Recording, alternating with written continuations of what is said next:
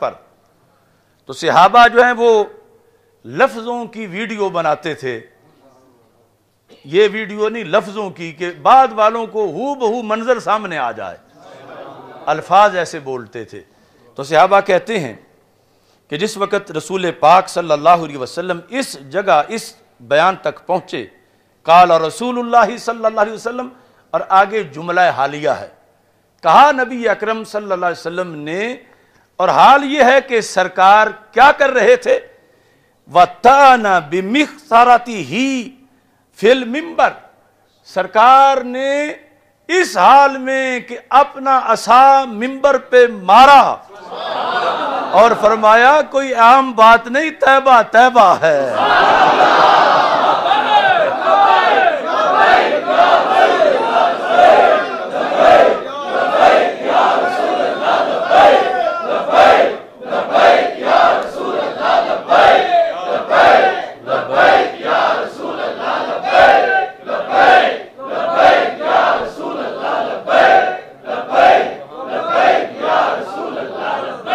یعنی یہ ہے صحابہ کی پوری یعنی ڈیوٹی اور ان کا کمال. ویسے تو صرف لفظ ہی بتا دیتے کہ سرکار نے پھر فرمایا کہ طیبہ طیبہ ہے, لیکن کہتے ہیں کہ سرکار نے اپنا عصا منبر پہ مار کے فرمایا ہاذہ طیبہ ہاذہ طیبہ ہاذہ طیبہ, یعنی 3 بار رسول پاک صلی اللہ علیہ وسلم نے فرمایا یہ میرا دارالہجرت, یہ طیبہ ہے, دجال کیسے داخل ہو سکے.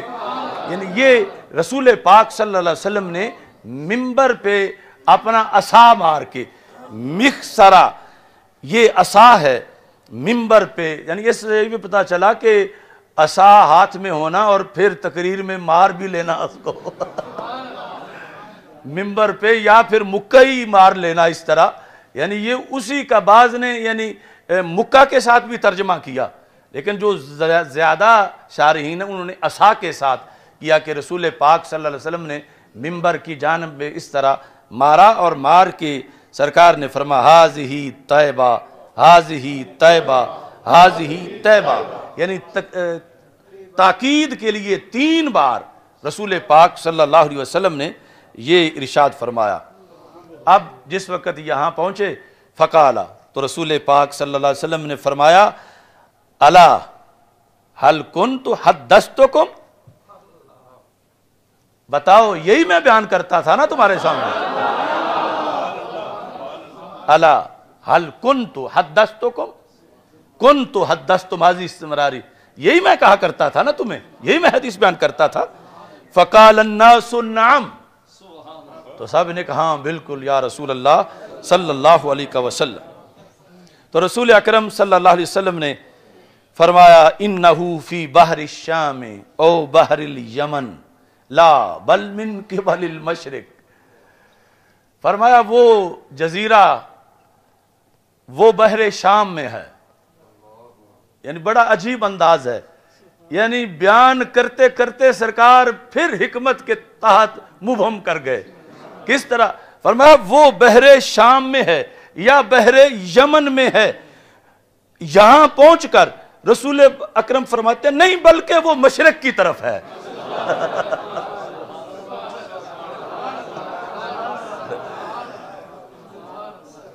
الا انہو فی بحر الشام او بحر الیمن لا بل من قبل المشرق.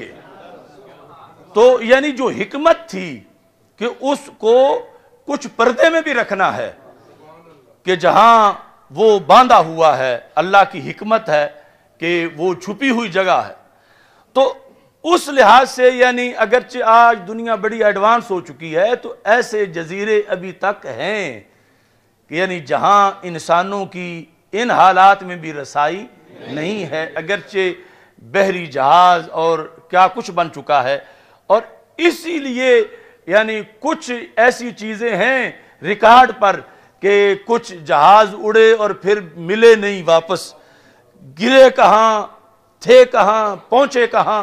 یعنی کچھ بحری جہاز اور کچھ ہوائی جہاز, یعنی اس لیٹسٹ دنیا کے اندر بھی آج بھی یعنی ایسا کوئی ماحول معاملہ ہے کہ جہاں وہ گم ہیں, اور وہ بحر ہے کہ جس کے اندر وہ جزیرہ ہے جس کے اندر دجال جو ہے وہ باندھا ہوا ہے اور اس نے نکلنا ہے. یہ سب کچھ رسول پاک صلی اللہ علیہ وسلم کی ایک حدیث کے اندر موجود ہے.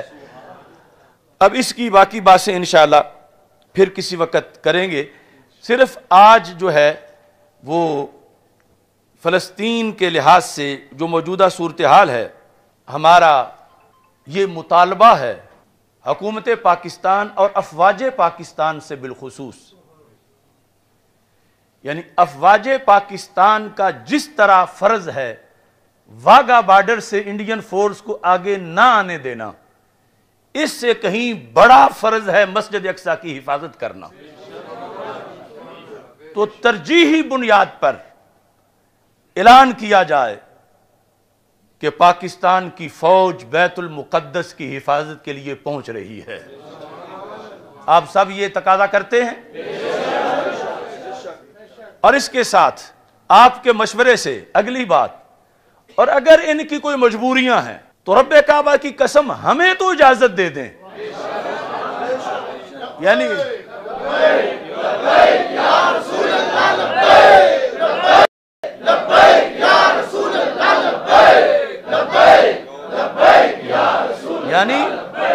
آخر فلسطینی ان سے پر جو ظلم ہو رہا ہے وہ اس وجہ سے ہو رہا ہے کہ وہ امت مصطفیٰ صلی اللہ علیہ وسلم کے فرد ہیں، غلامان رسول صلی اللہ علیہ وسلم ہیں. تو کچھ چھوٹے موٹے پتھر تو ہم بھی مار لیں گے اور کچھ گولیاں ہمارے سینے بھی ٹھنڈی کر دیں گے، اور قدس کی حفاظت کے لیے اگر ہمارا لہو کام آ جاتا ہے تو اس سے بڑا اور فائدہ کیا ہوگا.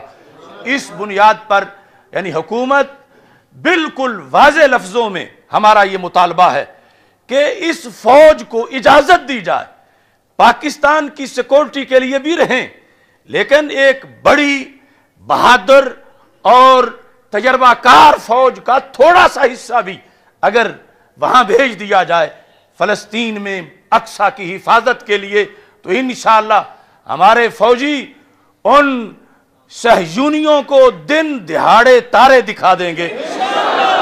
اور اگر یہ فرض کیا نہیں بھیجنا چاہتے، حالانکہ یہ اسلام کی فوج ہے، اس کا فرض پاکستان کے بارڈر کے ساتھ ساتھ اسلام کے بارڈر پر بھی پہرا دینا ہے، ضرور بھیجنا چاہیے. اگر وہ نہیں بھیجتے تو کم از کم ہمیں تحریک لبیک یا رسول اللہ صلی اللہ علیہ وسلم کو یہ اجازت دے دیں. اللہ کی عزت کی قسم، سنی ماؤں کے بیٹے آج بھی اپنے خون سے بیت المقدس پر پہرا دے کے دکھا دیں.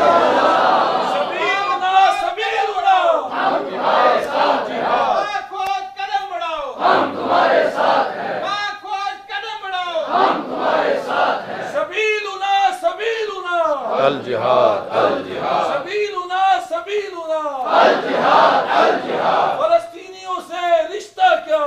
لا الہ الا اللہ. فلسطینیوں سے رشتہ کیا؟ لا الہ الا اللہ. اس وقت یعنی میں ایک خاص حوالہ اہل فلسطین کے لیے پیش کر رہا ہوں. ہو سکتا ہے کہ وہاں کے علماء نے پہلے یہ ان کو سنایا ہوا ہو. یقیناً وہ بڑے دلیر ہیں، بڑے بہادر ہیں، مسلسل کئی نسلیں ان کی بیت المقدس پر قربان ہونے کے لیے اپنا کردار ادا کر رہی ہیں. ہم یہاں سے ان کے لیے کچھ بھی نہیں بھیج سکے، لیکن میں یہ سمجھتا ہوں کہ یہ حدیث شریف ان کے لیے کروڑوں میزائلوں سے بھی زیادہ پاور دینے والی ہے.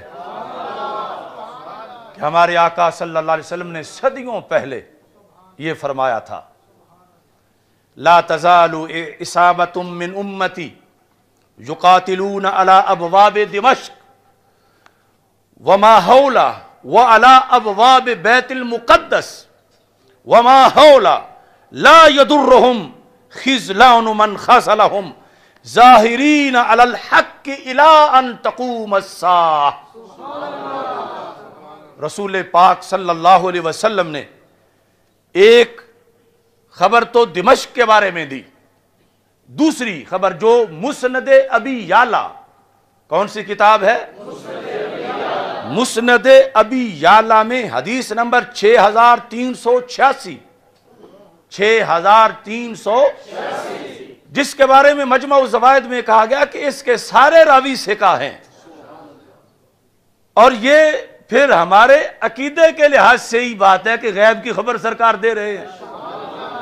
میرے آقا علیہ الصلوۃ والسلام نے فرمایا لا تزال عصابۃ من امتی، ہمیشہ ایک جماعت میری امت سے یقاتلون علی ابواب بیت المقدس، بیت المقدس کے دروازوں پہ وہ کھڑے ہو کے لڑیں گے، علی ابواب بیت المقدس۔ یہ بیان وہی کریں گے جو امام احمد رضا کے عقیدے پر ہوں گے، اور جن کو یہ ہے کہ انہیں کل کی خبر نہیں، وہ یہ کیسے بتائیں گے؟ میرے آقا صلی اللہ علیہ وسلم نے فرمایا لا تزال عصابۃ من امتی یقاتلون علی ابواب بیت المقدس وما حولہ،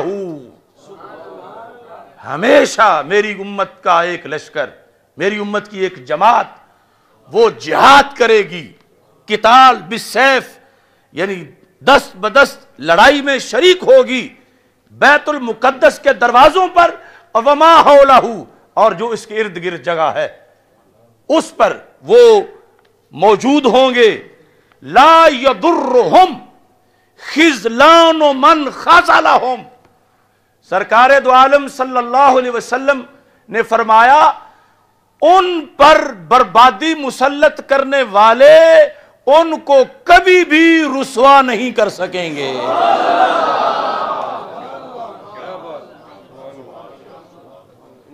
یعنی اس کا یہ مطلب نہیں کہ ان کی شہادت نہیں ہوگی، اس کا یہ مطلب ہے کہ وہ اپنے موقف سے پیچھے نہیں ہٹیں گے، اس کا یہ مطلب ہے کہ وہ اپنی دلیل، اپنی حجت، اپنی برہان پر سچے ہوں گے، کوئی انہیں جھوٹا نہیں کر سکے گا، اور نہ وہ اس میں اپنا قدم پیچھے ہٹائیں گے، نہ وہ معافی مانگیں گے، نہ وہ اقصیٰ کے وارث ہونے سے دستبردار ہوں گے۔ سرکار فرماتے ہیں لا یضرہم، ان کو نقصان نہیں پہنچائے گا، کیا؟ خذلان من خذلہم، لغوی معنی ہے کہ جو ان کو رسوا کرنا چاہتا ہے ان کا رسوا کرنا ان کو نقصان نہیں دے گا۔ یعنی ادھر تو حملے پہ حملہ ہے، بچھاڑ ہے آگ کی، دھماکے ہیں بمبوں کے، لیکن لا یضر خذلان من خذلہم، اگر اتنا کسی اور سے ہوتا تو کب سے نام و نشان مٹ چکا ہوتا۔ آج بھی تصویریں جو تم دیکھتے ہو کہ چھوٹے چھوٹے بچے اور چھوٹی چھوٹی بچیاں، یعنی یہ ہے حدیث سے ثابت کہ وہ ہمت نہیں ہاریں گے، وہ پیچھے نہیں ہٹیں گے، وہ بھاگیں گے نہیں۔ یعنی یہ ہے دلیل ہمارے آقا صلی اللہ علیہ وسلم کے علم غیب کی صداقت کی۔ آج انہیں نظر آ رہا ہے کہ سارا کفر تو ہمارے مقابلے میں ہے، اور سعودی عرب سویا ہوا ہے، کویت ہے، سارے عرب ممالک ہیں، سارے اسلامی دنیا، ہمیں کوئی پہنچ نہیں رہا، تو چلو کوئی گزارا کر لیں یہود کے ساتھ، کوئی معاہدہ کر لیں، کوئی کسی طرح ہم پیچھے ہٹ جائیں، دستبردار ہو جائیں، مگر سوال ہی پیدا نہیں ہوتا۔ تو سرکار کی آنکھ دیکھ رہی ہے۔ یا اہل فلسطین ینظرکم رسولکم محمد صلی اللہ علیہ وسلم، اللہ ینصرکم، اللہ ینصرکم، اللہ ینصرکم بے جاہر نبیہ الکریم صلی اللہ علیہ وسلم، وقد اخبر رسولکم صلی اللہ علیہ وسلم انکم علی الحق، انکم علی الحق، لا یضرکم صہیون ولا ساکرہ، کوئی دشمن صہیونی بگوڑا تمہیں نقصان نہیں دے سکتا۔ نقصان وہ ہے اس کا ہوتا ہے جو حق چھوڑ جائے، اور جو حق پہ جان دے وہ نقصان میں نہیں، وہ حسینی ہو جاتا ہے۔ تو یہ میرے پاس تحفہ تھا فلسطین کے مسلمانوں کے لیے، کہ تمہیں جب رسول پاک صلی اللہ علیہ وسلم کی آنکھ دیکھ رہی ہے اور تم جب نگاہ مصطفیٰ صلی اللہ علیہ وسلم کے چنے ہوئے ہو، تمہارے بازوؤں پہ سرکار نے فخر کیا ہے کہ تم ابواب بیت المقدس پہ ڈٹ جاؤ گے، وما حولہ، اور ارد گرد جو علاقہ ہے اس پر تم کھڑے ہو کر حق پہ پہرا دو گے۔ رسول پاک صلی اللہ علیہ وسلم نے صدیوں پہلے تمہارا نام لے کے تم پہ فخر کیا، اور تمہیں یہ ہمارے آقا صلی اللہ علیہ وسلم نے بشارت دے دی، لا یدرہم خذلان من خذلہم ظاہرین علی الحق۔ ظاہرین کا مطلب ہے غالب ہوں گے، غالب رہیں گے۔ کس پر؟ غالب، حق پر موجود ہوتے ہوئے غالب رہیں گے۔ کتنی صدیوں تک؟ فرمایا الی ان تقوم الساعہ، قیامت آ جائے گی، فلسطینی پھر بھی ہارے گا نہیں۔ الی ان تقوم الساعہ۔ تو جس امت کا اتنا مضبوط رابطہ ہے اپنے رسول صلی اللہ علیہ وسلم کے ساتھ، اور جس تاجدار ختم نبوت صلی اللہ علیہ وسلم نے ہر گلی محلے کے بارے میں اس وقت دیکھ کے شاباش دی تھی، وہ امت کیسے آج باطل کے سامنے جھک جائے؟ ہاں، یہ جو شروع میں بات کر چکا ہوں کہ دجالیات کی بنیاد پر جو اسرائیل کو تسلیم کرنے اور یہود سے یاریاں لگانے اور کرسچن جو ہیں ان سے دوستیاں کرنے کا وبال ہے، وہ ان بادشاہوں کی وجہ سے نحوست اپنی جگہ ہے، لیکن یہ امت حق کی علمبردار ہے۔ اور میں یہ سمجھتا ہوں کہ اس عصر حاضر میں فلسطینیوں کی ماں نے اور فلسطینیوں نے اس پوری امت کا کفارہ ادا کر رکھا ہے۔ یعنی فرض تو ہم پہ بھی ہے کہ ہم جا کے بیت المقدس پہ پہرا دیں، مشرق والوں پہ فرض ہے، مغرب والوں پہ فرض ہے، چونکہ جن کا قبلہ ہے بیت المقدس اقصی، وہ ہم ہیں، پوری امت، اور ہماری جگہ وہ کھڑے ہیں دلیر، ہاتھوں میں پتھر لے کر، اور وہاں آگ سے ٹکرا رہے ہیں، بارود سے ٹکرا رہے ہیں، اور اس انداز میں اللہ کے فضل سے کھڑے ہیں کہ وہاں قدس کی فداؤں سے بھی لبیک یا رسول اللہ صلی اللہ علیہ وسلم کی صدائیں آ رہی ہیں۔